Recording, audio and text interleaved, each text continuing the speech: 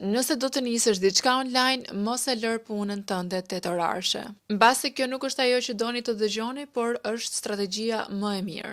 Shumë njerëz mendojnë se duhet të bëjnë një hap të madh, të lënë punën dhe të fillojnë 100% vetëm online. Por realiteti është ndryshe. Kur ti je në fillim, nuk ke ende një sistem që të cilët të ardhura konstante. Dhe nëse e lë edhe punën menjëherë, i krijon vetes një presion shumë të madh. Dhe ky presion shpesh herë të bën që të nxitohesh, të bësh zgjedhje të gabuara ose të heqësh dorë fare. Unë gjithmonë ju them edhe studentëve të mi, mbani punën që keni dhe ndërtoni të ardhurat tuaja online mbi sigurinë që keni, jo në vend të saj. Çfarë mund të bëni? Shfrytëzoni orët pas punës tuaj tetërorare, fundjavat ose orët e para të mëngjesit. Edhe 1 deri në 2 orë në ditë janë të mjaftueshme nëse ju punoni në mënyrë të vazhdueshme çdo ditë. Sepse në këtë mënyrë patjetër që do të vijë një moment që ju do të jeni duke gjeneruar të ardhura të mira dhe të qëndrueshme sa për t'ju lejuar juve që të hiqni dorë nga puna tetërorare, të dedikoheni full time online. Sepse në këtë fazë ju nuk keni nevojë për 8 orë punë online. Ju keni nevojë që të mësoni aftësi, të krijoni